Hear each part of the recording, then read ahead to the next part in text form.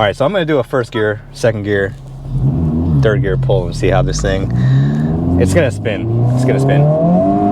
Yeah. This thing feels awesome. What is good, guys, and welcome back to my garage and welcome to another video. Today we are going to be working on this FL5 Civic Type-R, doing an install and swapping out the factory catalytic converter for a catted downpipe by Two-Step Performance that we see here. This is going to kind of serve as a DIY guide on how to do this on this engine. I'm going to be doing installs like this on FL5s, DE5s, things like that, offering my services to the automotive enthusiast community around here in the DC MDVA area. So if you're interested in having work done on your car, hit me up, Precision Repair Solutions. I'll leave a link to my website at the description below. But without further ado, let's just get right into the install. All right, so as you guys can see, we're kind of diving into this with some components that have already been removed. I had removed the heat shield to access these studs and bolts that connect the catalyst to the turbo so that I could soak them in penetrating lubricant overnight. Let me give you a quick rundown on what's involved on taking off that heat shield. All right, so this heat shield kind of sits just like that over the turbocharger. And in order to get this heat shield off, it's held on by three 12mm bolts. So you got one here, one here, and one here, and that's obviously lined up to where their mounting points are. But before you take off the heat shield, you've got to unscrew the Lambda AF sensor from this port right here. Once that's unscrewed, then you could undo the three bolts, and then this kind of like worms out this way and up. To make it easier for me, what I've done is also I've undone these two bolts right here that hold the water line.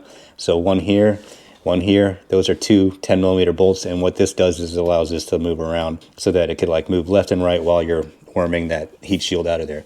But anyway, the reason why I've soaked this beforehand was because these studs right here, these are known to break off. They use these kind of self-clamping fasteners that screw on there, and then over time in heat cycling, these actually get seized to the stud, and so sometimes you're lucky enough to get them off like I was able to do, but other times they turn halfway out and then it just ends up breaking the stud. All right, so the next step that I'm going to do is I'm going to get this secondary oxygen sensor out of here. By the way, you want to be doing this when the engine's cold. I could touch it with my bare hand because these components get very, very hot. So first start by getting this connector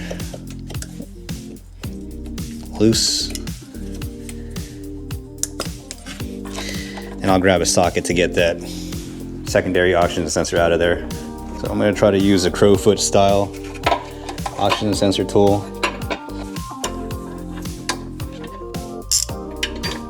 Of course, the slave cylinder would be right in the way, wouldn't it?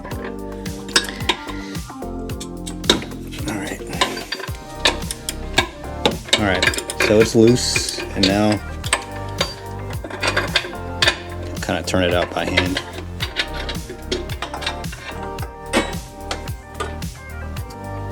All right, so now that we got all the components that we need to take off from the top, now I'm gonna set the lift it up in the air, and then unbolt the components from the bottom. So let's get that done.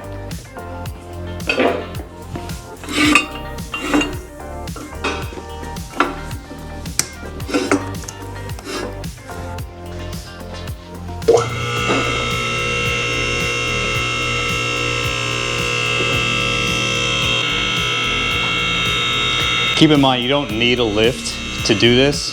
You could do it but with a jack and a jack stands, and then lifting the car up and then kind of getting underneath the car to access the stuff that you need to get. Having a lift does make it easier though.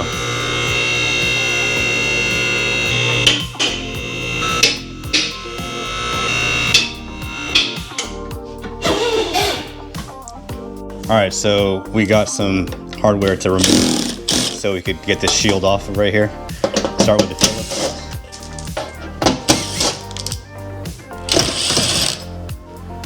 And then we could move on to these Zeus style fasteners.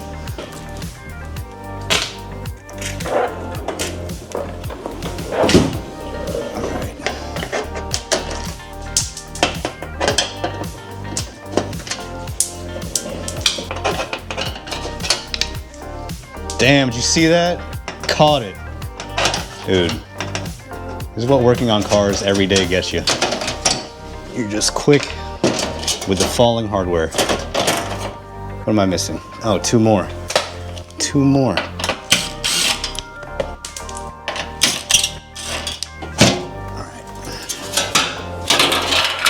So what we gotta do now is unbolt everything from here. This is what holds the factory catalyst in place. So I'm gonna set up the tripod and then actually work with two hands.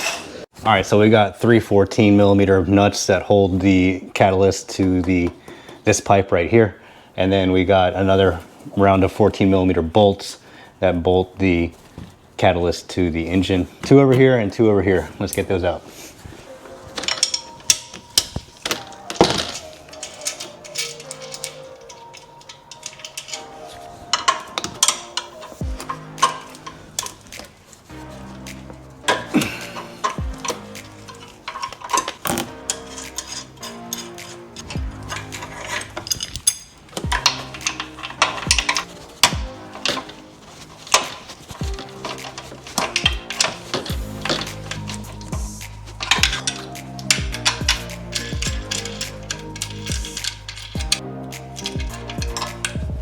See if I can find the right combination of tools to get this one at a weird angle out of here.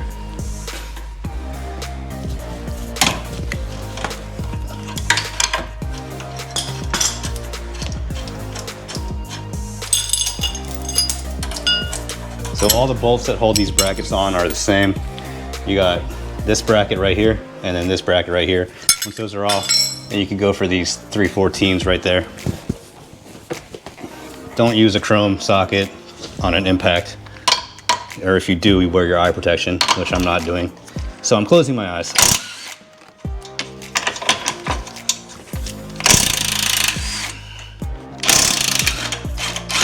There we go. So now, loose. We're gonna lower the car back down and then get the catalyst out of here.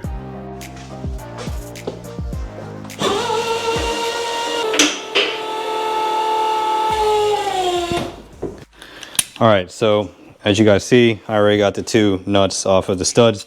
All we got left are the 2 bolts that hold the catalyst on the turbo. And these have been loosened also.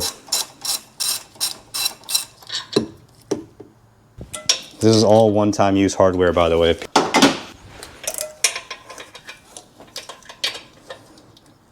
And this is why you want to be doing this when the engine's cold, because can you imagine burning yourself on a really hot converter?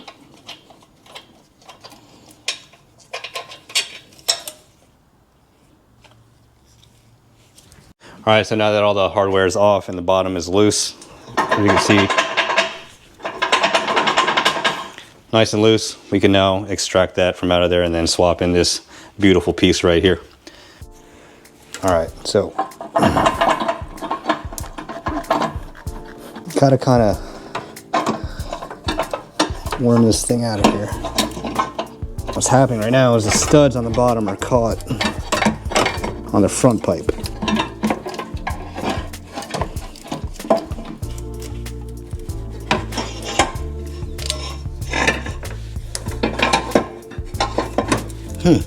Does it go out through the bottom? Might go out through the bottom. I'm gonna try to get it out through the bottom. All right, guys, so it did come out through the bottom. I seem to have remembered me doing my Integra downpipe and worming it out through the top. I don't know, can't remember, it's been a while. Anyway, it's out. It didn't take that much effort to remove it, but you do have to remove this, I guess it's like a stiffener or a support bracket. It runs from here to here, from there to there, and it gets sandwiched up in there. And it's just 2 14mm bolts that hold it in. One here and then one there. But once that's out, then you can kind of worm it out this way.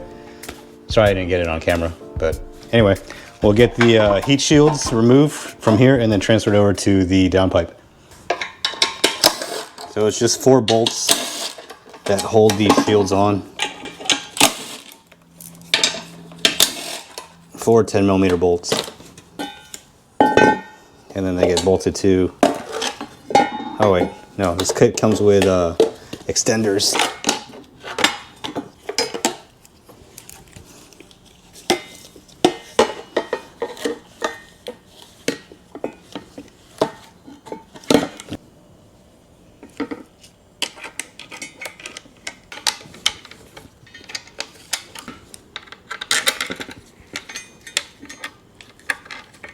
All right, so the shield is off of the old converter and I have transferred it over to the new downpipe. As you can see, it's got these extenders and supplied hardware to be able to bolt this on. Fit and finish of this is kind of like, I would say, a 5 out of 10. As with anything aftermarket, it doesn't always fit 100%. What I've had to do is enlarge these holes on the shield by drilling them out to about 3/8 inch. And that gave me enough play to be able to correctly line everything up. But it should work. Not too bad of a needed modification to the shield, but that is what I had to do to be able to install the factory heat shield onto the aftermarket downpipe. All right, so now that everything's in place, I'm gonna kind of try to worm this back up into the engine compartment.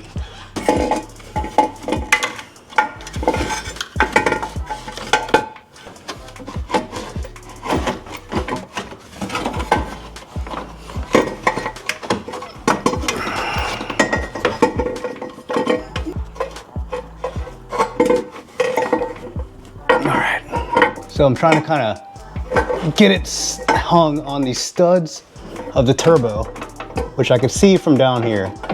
Come on, baby.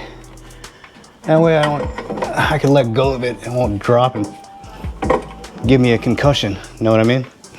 All right, so that's kind of what you're going after. Something like that. And then now what we're gonna do is lower the car down and then bolt it on from the top. All right, so this is what I meant by hanging the downpipe on the studs right here. Now that it's up at this level, I could remove it again and kind of hold it with one hand while I replace these gaskets. This is a one-time use gasket specified to be replaced. So let's get the packaging open and then I will swap that gasket and then we could get all the new hardware as well installed and torqued down. All right. Really, I should have replaced this before I hung it, but it is what it is. Get this new one on here. And then rehung.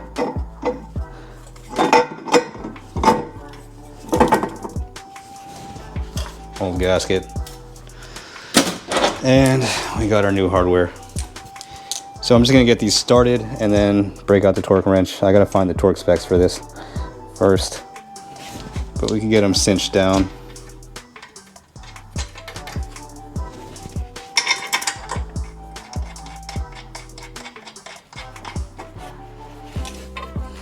What I'll actually probably do is raise it back up and then get the bottom kind of situated and loosely bolted in and then lower it back down and then tighten this stuff up here. Come on. There we go. So I like to keep it kind of loose, you know what I mean? Longest stud ever. You know what I think it was? I remember doing a catalytic converter on a 1.5 engine, and that one was able to be removed from the top. That's what I was confusing it with. That's why, but I guess DE5, FL5 come out through the bottom.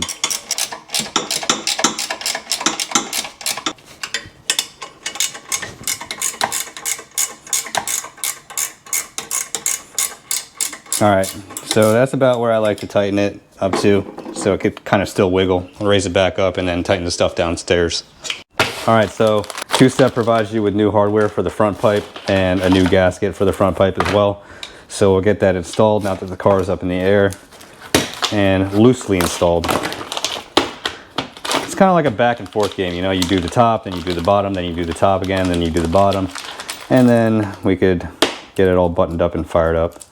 But overall, this is a pretty nice kit. All right. So this gasket is gonna get slid up into here like that, and then the nuts will, or the bolts will be installed. But I need 2 hands to do this, so yeah, give me a second. All right, so let's loosely get this installed. Gasket goes one way. This is why I like to have the top loose so I can wiggle it and get the hardware started. And again, I'm gonna leave this stuff down here loose and then tighten the top up first. And then the bracketry for the exhaust goes back on as well. All right, so this guy goes up in here like that. There we go. Another one.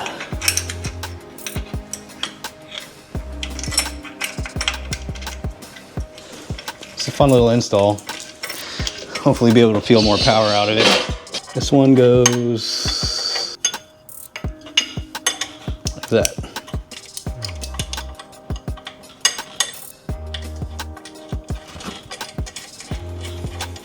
All right, so now that everything is started and not cross-threaded, that's very important. Please don't cross-thread anything. Now we could tighten everything up top and then kind of get this stuff situated at the very end.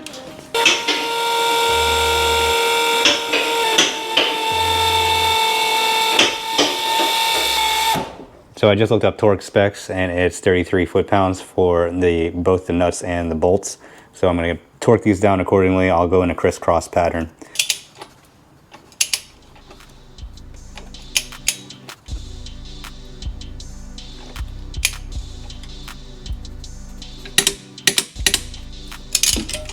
This one in the very bottom corner is gonna be a pain in the dick hole. When it comes to stuff like this, I don't know, I'm kind of weird about, kind of neurotic about torquing things. When there's like a gasket involved, you know what I mean? One tooth at a time. Jeez. All right.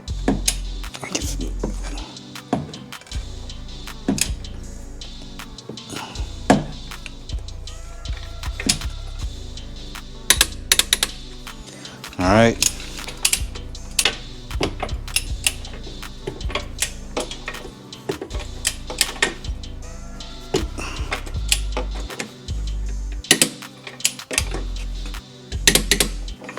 All right, last one, here we go.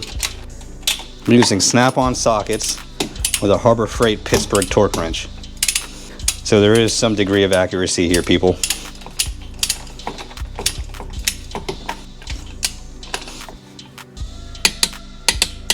All right, 33, 33, and that one down there is 33, I know it. Okay, so now we could concentrate on getting the secondary oxygen sensor installed, and then we'll raise it back up and then button up everything underneath and then take this thing on a road test. All right, so the torque, factory torque for these factory nuts are 40 foot-pounds. But since we replaced them with bolts, you know, I don't really know what the torque spec is. But I'm just gonna roll with 40 foot-pounds factory, just to keep it somewhat accurate.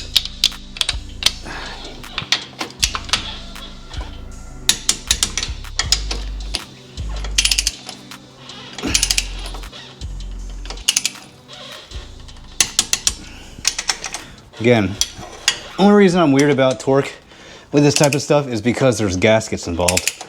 And so you kind of want a nice even press across the entire gasket sealing area. And the only way you could really achieve that is by using proper torque procedures. I sound like a fucking dweeb, but it is what it is. And honestly, when you're doing an install like this, why not be accurate? Why not be precise? torque things down. If you have a torque wrench, might as well use it. But it is what it is. Everybody has their own way of doing things. This is just the way I do it. All right, so the brackets, these are 30 pound-feet, or 33. But since there's no gasket involved, you know, I'm gonna torque them down as best as I can, but my torque wrench will not fit up in here, so.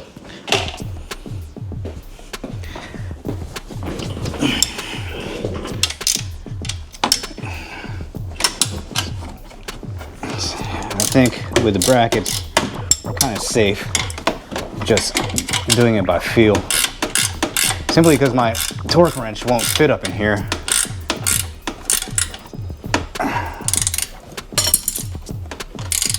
And doing this every day for a living, you know, you kind of get a good feel of what's tight. Okay. Good and tight. There we go. Nice and snug. Now we could put the support bracket that goes across here back in, put the pan back in, and then, you know, I actually think that the secondary oxygen sensor would be easier to put in from down here. So I'm gonna install that real quick. What's going on here? All right.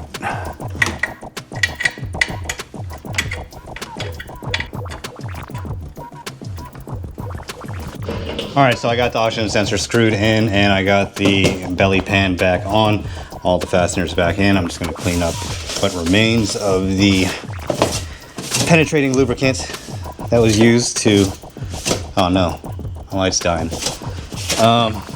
Get those exhaust nuts free. Just clean everything up and then do it once over, and then we'll be lowering the car down and then buttoning it up and then going on a road test. Get excited. All right, so factory heat shield goes back in.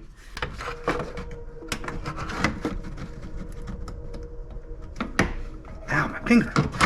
There we go.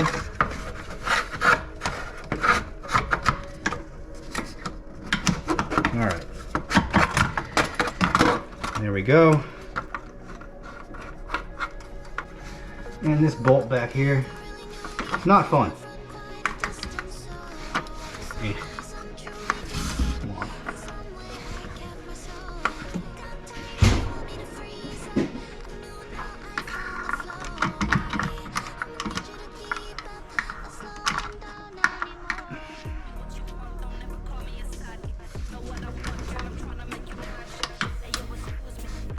Imagine doing this when it's hot. Screw that noise right there. Ha. This one might be the most pain in the ass thing to do on the entire job. Not gonna lie. When there's a will, there's a way.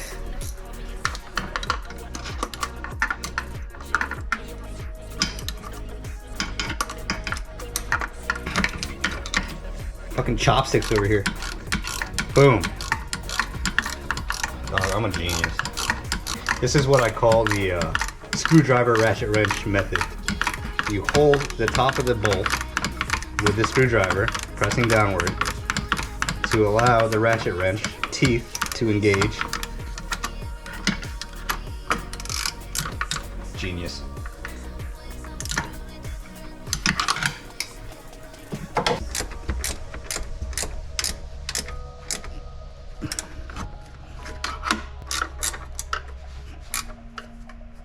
All right.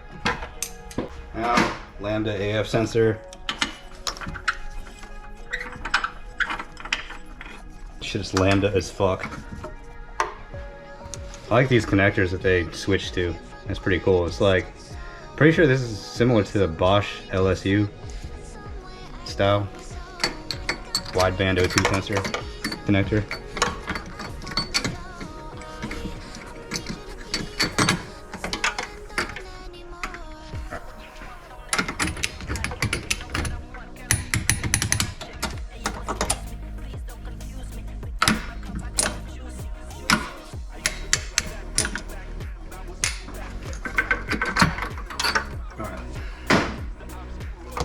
This gets plugged back in.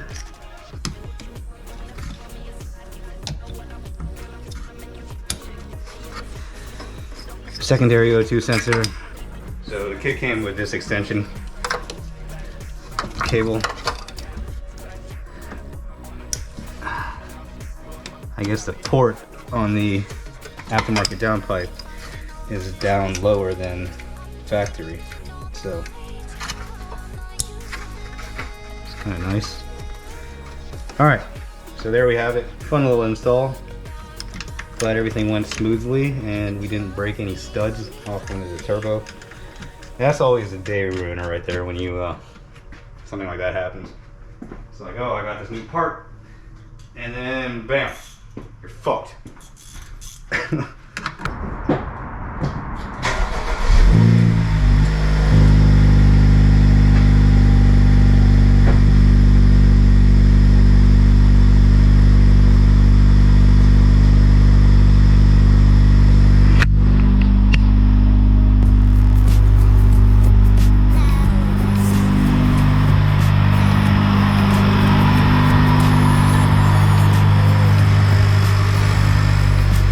Sounding pretty good so far. Got no check engine lights that I am aware of. Let's check. Running smooth. Can't wait to drive this thing. Wait. I bet you all thought this was my Type-R this whole time, huh? Nope. This is a Precision Repair Solutions customer who reached out to me asking me for some help installing the downpipe for them. And we got them all scheduled up and situated, private client style. And as you guys can see with an install here at Precision Repair Solutions, I treat every car as if it were my own. Enthusiast driven. All right, so here we are in the Type-R with the new downpipe installed. And what I'm doing right now is just going for a quick road test. This also gives me an opportunity to compare a modified FL5 Civic Type-R. This one has obviously the catted downpipe that we just installed. It has the high flow, PRL high flow intake, and it's got a PRL lower torque mount, and it's also got a stage 1 tune. I forget who the tuner, or who tuned the car. I think it's an off-the-shelf tune, but it'll give me a good opportunity to compare this car with my car, because my car is currently bone stock. But I just want to feel how a modified Type-R feels, and just tipping into the throttle, I could already tell that this one feels a little bit more responsive than mine, and the throttle feels a little sharper, if that makes any sense. But I'm going to take this thing out on the highway, probably put like 10 miles on it just to make sure the check engine light stays off and we don't get any weird noises or anything, and then just give it a once over, and then we'll be releasing it to the customer. But this is how I operate. I've also noticed, obviously, with the modifications that this car has, compared to mine, it's also a little bit more aggressive sounding. You could hear the discharge from the pressurized air in the intake. You could hear like the blow-off valve, you know what I mean? Like that. And you could also hear some pops and burbles from the exhaust. It sounds a lot like my DE5 Integra that I had. But let's see.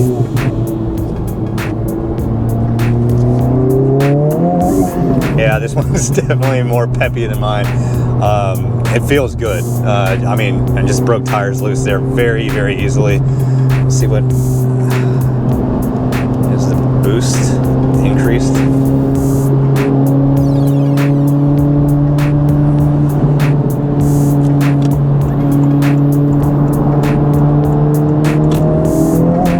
Yeah, this one feels awesome. This is what I want my car to feel like. This feels good. I love these cars, man. They're so awesome.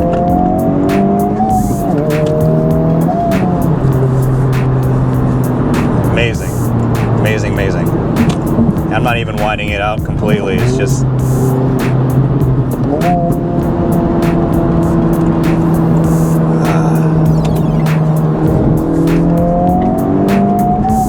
so responsive. Wow. I don't even know how much power this thing's pushing.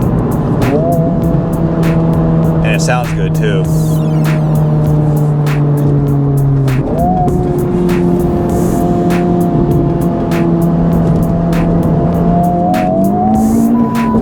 Just breaking tires loose. Oh, this thing is awesome. Yeah. And surprisingly, the balance of the car is still somewhat there. You know, it's not like, it's not overpowered in the least, you know. That's very important to me, is like, when you modify a car, especially if you increase the power, like if you make it so it's so unbalanced that it's not fun to drive anymore, it's like, what's the point? So I think the strategy that I'm going to go with my car is I'm going to go like step-by-step increments and just like kind of scale into the power, you know. I'm not trying to make 1,000 horsepower in a little 4-cylinder Honda Civic Type-R. No, I'll maybe, you know, up the power a little bit to maybe like 360, 370, maybe 400, and see how that feels, and drive around like that for a little bit. And then, you know, if I have an itch for more, then yeah, but I don't want to ruin the balance of this car, because this car is so well balanced. But yeah, it feels great. I think we're good. I think we're good on the install. No check engine lights have popped up yet, and it sounds awesome. No weird noises coming about. I'm gonna run into this store real quick and then just head back home. But yeah, final thoughts to come. All right, so I think we're good with the install.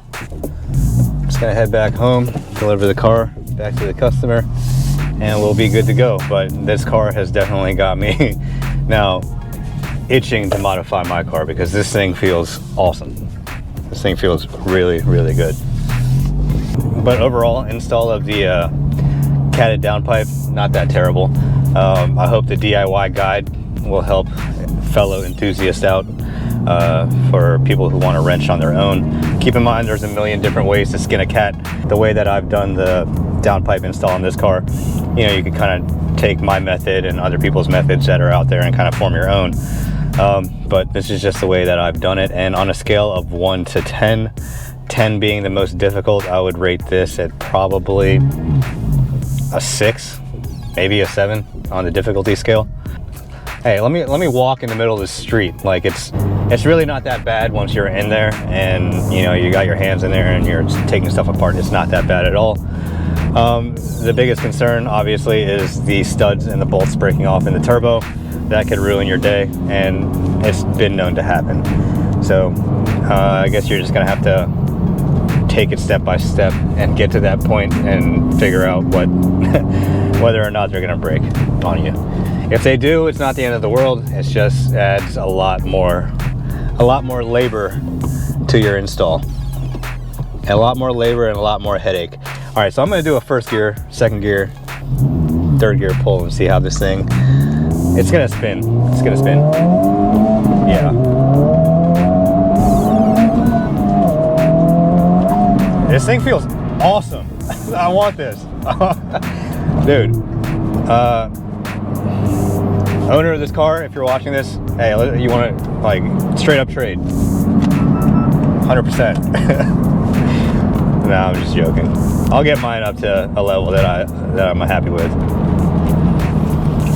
I'm gonna end the video here. If you enjoyed what you watched and you enjoyed what you saw, consider subscribing to the channel. I'm gonna be doing installs like this on fellow enthusiast cars in the DMV area. I just got my FL5 Civic Type-R, and so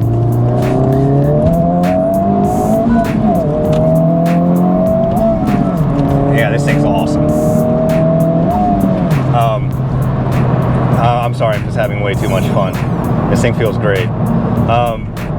But yeah, I'm gonna end the video here. If you like what you saw, if you enjoyed the install, go ahead and leave a comment, like, subscribe, whatever. I'm gonna be doing installs like this for the fellow enthusiasts in the DCMD VA area. I'm offering my automotive services to the masses under Precision Repair Solutions. That's the company. I'll leave a link to the website in the description below. Check it out. Drop me a line. Reach out to me if you need any work done on your car. All right. Peace.